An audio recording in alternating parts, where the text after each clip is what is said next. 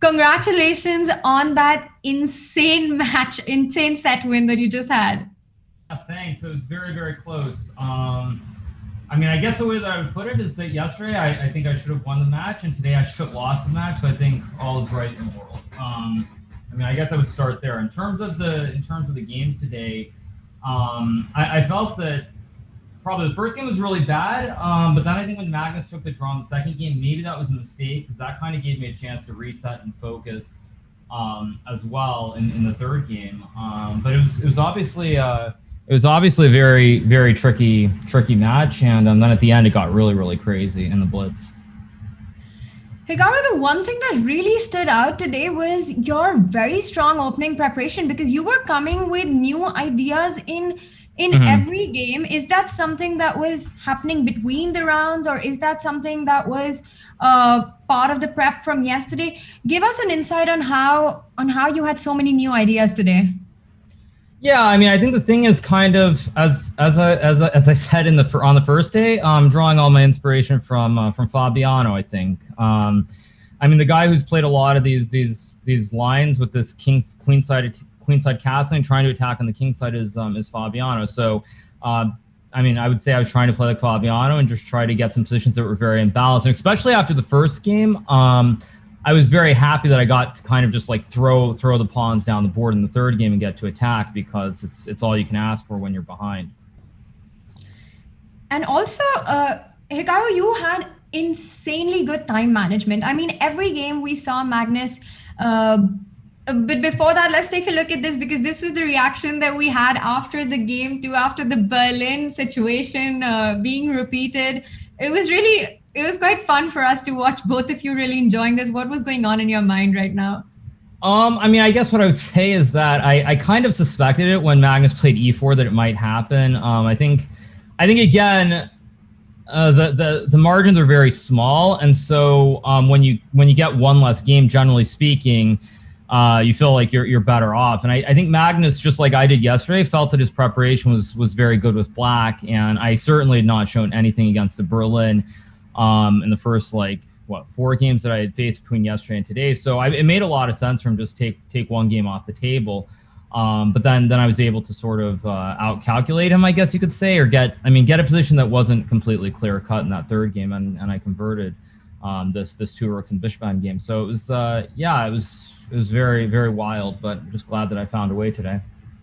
In this third game in which you did level the score, Hikaru, where do you think, because in that opposite color bishop ending, it looked like you handled it with flawless technique, but where would you say black went wrong here? I guess what I would say is, I mean, I'm lucky because I actually my second Chris told me where Magnus went wrong, but I think B4 was a horrible move. I guess what I would say is I felt in game one I played some very poor moves in the opening, and Magnus found a very good move in Queen E8. And in this third game, Magnus took like 10 minutes to play pawn to B4, which I mean I think is maybe the worst move in the position. So I think it was just Magnus was unsure what to do, and then he spent a lot of time and couldn't come up with the right solution. And yeah, after this, it just I think it's supposed to be okay for black, but apparently this F4 knight D4 I think is wrong, because if you go forward a couple of moves. After takes, yeah, like here FG3 is apparently a big mistake because I can go rook to G4 and get the same endgame with a better version. And after FG3, Magnus didn't have to go Queen G1. But I would say when Magnus decided to just take the G3 pawn, I don't know if he didn't realize how dangerous the position was with the pawn structure, or what exactly was going through his mind. But I think here maybe a computer can draw this, but it's very, very dangerous for a human because all the black pawns are on dark squares, and the bishop can't attack the base of the pawn chain on C2. So therefore, long-term white always has to be better. And you did mention, Hikaru, that Magnus took 10 minutes to play a move, which of course makes the entire structure very, very questionable for black. We've seen this theme happen again and again, and only in this match really, because throughout the tour, Magnus has always been the one who's been up on the clock. But you've been putting a lot of pressure on the clock here with Magnus. What do you think? What do you think is going on? Why is he taking so much time in these opening moves? We saw that happen yesterday as well when you went Queen D5.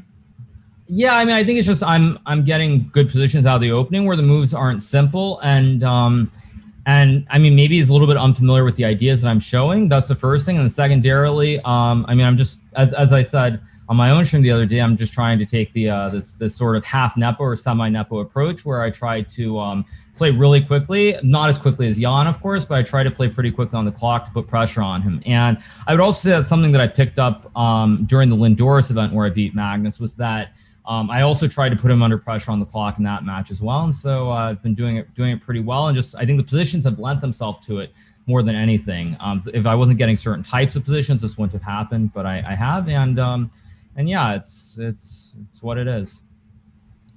So would it be accurate to say the idea is to get some sort of a messy, complex position, not a typical strategic solid one, but something which has complexities on the board, and then just try and play fast on the clock? I mean, I guess what I would say is, as we know, Magnus is by far and away the best player ever, I would say, in sort of drive very technical positions when he has a slight advantage. Yes. So yeah, I think the thing is you try to aim for positions that are more to your strength than to his strength. And I don't know if I've necessarily achieved that, but I've been able to play pretty good chess for the most part. So I'm just very happy with the quality of my play overall. There's no doubt about that, Hikaru. We've been just mega impressed with what's been going on the board. And also I want to ask you, because I know that, you know, we've spoken about this before, that very often you and Magnus actually take a look at the Zoom call and see your opponent's body language sometimes in critical moments. We have been noticing, especially with Magnus, there's a bit of a shift in his body language and just not the same confident Magnus that we're used to seeing. Is that something that you and your team have noticed as well? I mean, well, I'm the only one who can see the Zoom call. So, I mean, I guess, I mean, if they're watching the webcams, they could. I guess what I would say in general is just on the first day after I got some good positions, I just started feeling more confident. And you know, I guess, yeah, he just seems uneasy. And there obviously is much more pressure on Magnus, as I've pointed out many times. Everyone expects me to lose, so there's really nothing. There's no pressure for me. I just play good chess and see what happens. And it's been working out. But I think certainly there's a lot more pressure on Magnus, and that also I think is weighing on him. That's really interesting. And I want to just ask you about this first blitz game that happened, which was an absolute. I mean, the whole match was incredibly played by both of you, but this game and 96, I mean, this is, of course, something that Magnus does not know. What do you think happened with him that he missed or forgot, or was it just a blind spot? What happened here? I mean, I think everybody's played a lot of chess at this point, and 96 is a very natural move. I actually looked at it very briefly in between the games because I also, on the fly without a lot of time, just like, well, what if black plays 96? Can you actually take the pawns? So in general, what I would say is that we've just played a lot of chess, and everybody's made opening blunders. I mean, I did it against Neil, Magnus did it against me here in the splits game. It's just I think a byproduct of everybody playing so much chess that it's happened. But I'll take it, obviously, because it's certainly, I got a big advantage and then won that first blitz game very, very smoothly. Very smoothly indeed. And then the second blitz game, Hikaru, was very high class blitz. And I want to ask you that Magnus did manage to... Okay. I mean, it was just insanely well played with short time on the clock, just your defensive resources and Magnus trying to create something. I think at least for all of us watching, it was it felt like an absolute magnificent blitz game. Were you ever worried at any point during the game, or did you think that you had enough resources? I would say I was worried. There were 2 points. I was worried in this position after bishop b2, f6, that there was something bad that was going to happen. I had a feeling that Magnus could have played this knight d4, bishop d5, that he could have played e4 here. And I don't know what's going on, but I was already down like a minute and a half on the clock. And I had a feeling that after bishop f7, queen takes d3, pawn to c5, that white can play e5. And I didn't know what was going on here, but down a minute and a half on the clock, I was very worried that this might occur. So this was the first stage where I was worried. When Magnus played bishop takes bishop and then queen d3, I was very, very happy because I thought I had already gotten out the opening with queen d7.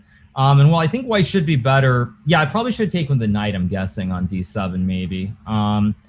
At any rate, very tough position, hard to judge. So that was the first point. And then, yeah, if we keep going... I mean, yeah, I really misplayed this. I think the c4 was wrong, because I missed Magnus's knight d4, knight b5 idea, which was very, very good, because after a6, knight d6, which is my original idea, When I trade, rook d6, rook c6. The problem is here after trades, there's bishop d4, and the knight's under attack. And so this was really unfortunate, which is why I played bishop e7, going for the same thing. So when I played bishop e7, now if white plays knight d6, I can take rook c6, and after rook c6, b c6, white can't. White can play bishop d4, but it doesn't attack anything. The pawn's on a7, not a6, so the knight's not under attack. So yeah, that was around here. I was kind of worried, but then there was one moment if you go forward, knight a7, yeah. Yeah, rook c7, b6. Yes, this was the one moment when I thought Magnus could have played a very Magnus-like move and played king g2. And I was already down like 50 seconds on the clock, and I wasn't sure what I was going to do if he had played this. I suspect I would have lost this game if Magnus had gone king g2. But he thought for a while, and then he didn't play it. And I actually thought king g2 was a very Magnus-like move. Because after knight c3, right, after knight c3, I get an endgame. And it's not that the endgame isn't so much better for white, but they're very good practical chances, and the moves come very, very quickly as well. Because like I go f5, try to swap one set of pawns, and like this endgame, maybe a computer can win this, but I think practically it's very, very hard already after knight d6 to win this, and when both players are like 20 seconds, because black's moves are reactionary, and white's the one who has to like prove the advantage, but also not go into a rook and knight against rook. So. That last moment before king g2 on move 29 was really the last one I was very concerned. Once we got to this endgame with knight d6, I felt very, very good because all my moves come instantly. Yeah, I don't know how you guys see so much in such little time. That was absolutely fabulous to watch. I mean, can I add one last thing, though? There's one last please. trick at the end, and I want to make sure it's a draw. So if you go to the position after when Magnus played rook e8, I think that's like move 50... What is that? Yeah, if you go back instead of rook e8, this is a draw still, right after knight f7, rook b1. Oh, it's an easy draw. Oh, yeah, it's an easy draw because on king f2, rook check, king e3, rook e1. Never mind. Okay, so I forgot. So I thought king e3, rook f7, g4. Maybe there's some winning chances, but yeah. Anyway, yeah. Okay, so it's just a draw even here then, quite easily. So yeah, I was very happy that I played a lot of these moves very quickly, and I never really got too low on the clock. I never got down to like 5 seconds or less. So I was very pleased with the way I defended this endgame. Yeah, indeed. And Hikaru, I mean, that was the whole set today was super exciting to watch for all fans and everybody. You know, I was seeing your Twitch channel where you spoke about yesterday and how the set went for you yesterday. And what really stood out to me was what you said, and I think this is something that we all agreed on, that even though the results didn't go according to plan for you, but it always, like, you had reasons to be pleased with the way you played. Mm-hmm. Yeah. Yeah, I would say in general that's true. I mean, I felt the first 2 days I played. I mean, I really felt that I played almost. I mean, really as well as I'm ever going to play.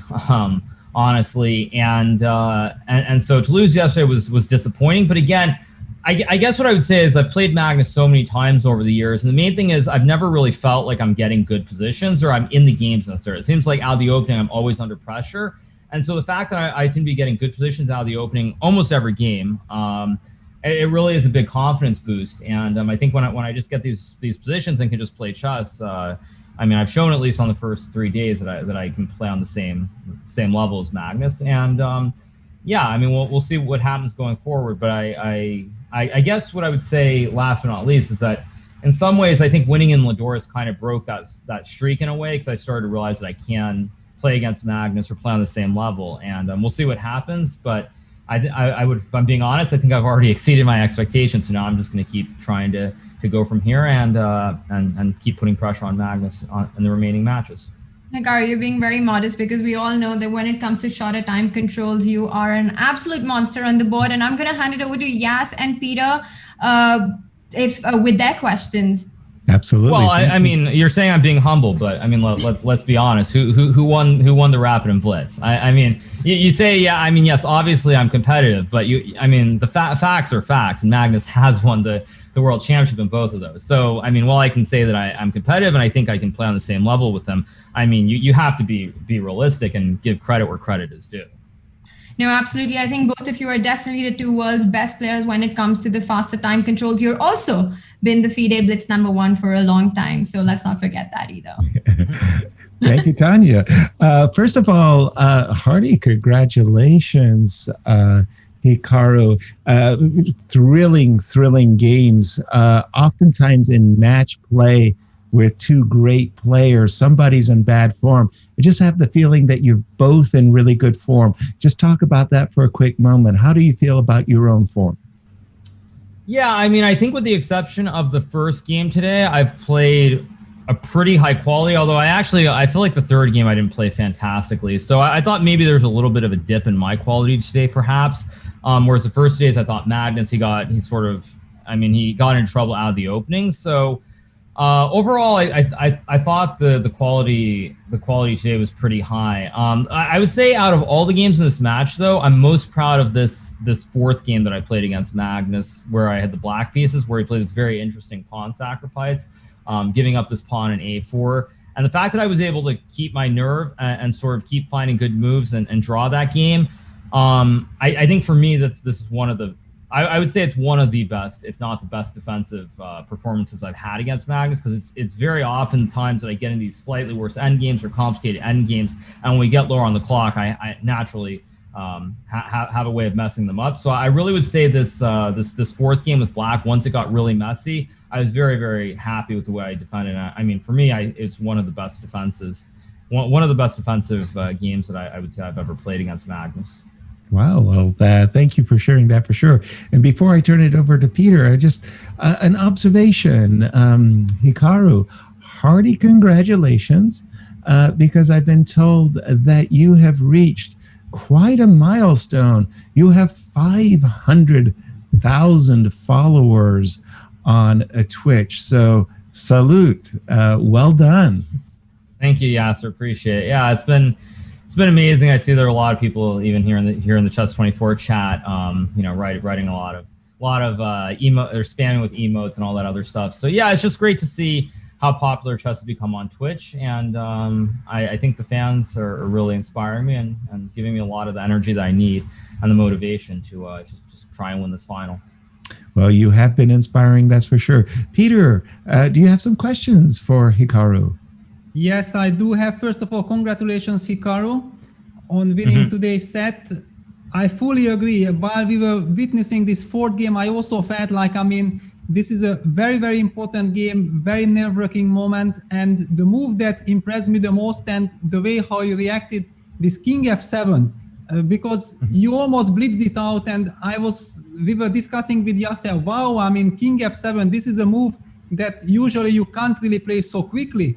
But did you really see already that after knight before rook e6, f5, how you're going to handle the situation? Yeah, I thought I'd go rook e8, and if he plays knight a6, I can take on d4, go rook e4, and double the rooks on the e file. And I assumed there's enough counterplay. I wasn't 100% sure, but I assumed with the e file, controlling the e file, it has to be at least a draw, if not better, for black. You know, what's also very interesting that you have this incredible tactics with rook a8, and when the knight moves, knight takes c5. Aha. Yeah, I didn't even okay, so then so was my idea bad or not? Because I didn't even see this. I was just going to take on d4, go rook e4, and I assumed it was fine. Yeah, I also believe that what you think is fine. Just I was even completely sure that maybe you have even seen this, and then I felt like this is alien chess. If you see this in 2 seconds, then okay, sorry, this is just another planet. No, I didn't see that at all. I just saw takes and rook e4. That was, and I assumed I just double the rooks, and it's got to be enough it should be enough counterplay. Although now that I look at it, I'm not so sure. Maybe because there might be like rook d3 and something, but yeah, at any rate, this was what I was going to play, and I think it would have been enough. Yeah, definitely. Okay, what we have witnessed, we were also like, wow, such a defense, and I'm very happy to hear it that you also had this feeling that this was something really special. against Magnus, to saving this game. And congratulations, fantastic. Just one thing out of chess curiosity, because during we were watching this dramatic final moment, Of course, both of you had no time, and we also had no time to analyze. I just saw that the computer bar, jumped. And that's why I suspected that, maybe knight f7, but of course, knight f7 is a draw. Can you imagine that there is a study-like win for white here, starting with the move rook e7? It's shocking for me, but it's just brilliant. Oh, there's knight h8. There's knight h8. Exactly. In this line, you have knight h8, and if you play the move, for example, rook e7, Can I go rook b1 g4 check, though? king f2, knight d1, king e2, and king h6, then computer just goes rook c7, trapping the knight on c7. I mean, again, alien chess. I just wanted to show for the beauty of chess, but on rook e7, can't I go g4? Or you just go h4? You just go g4, h4, and it's still the same checkmate, I guess. If I go g4, what, h4? Aha, yeah, it's the same thing. Wow, yeah, this is amazing. Yeah, I mean, I don't want to bother you with this because it's just really like a study-like stuff, and this is computer. Nothing to think about with 10 seconds on the clock. Just for the beauty, I wanted to show, and congratulations once again. But I mean, isn't there some I know it's not the exact same kind of position, but wasn't there some like rook knight and pawn against rook that Kasparov had against Kramnik in some tournament where it was also like a weird knight a8 or something? Or am I crazy? We have to ask Yasser. I think Yasser is the expert. This is where I ease myself out of the conversation by saying, no, I don't remember. I don't know, but I mean, yeah, it's crazy. I had a feeling there was probably something. I thought I really misplayed this endgame, honestly, because it felt like I was doing fine, and somehow I let him get the knight and the rook to the critical squares, which I shouldn't have. But again, neither of us had much time, so hey, that's how it goes. Yeah, of course. Yeah. I mean, congratulations once again. Wishing you the best of luck. Please continue in the same spirit. I mean, we are thrilled with this match. I mean, whatever the result, the fight you both are putting on the board is very much appreciated. Thank you. Oh, thank you. Congratulations, Hikaru. We'll see you tomorrow. See you guys.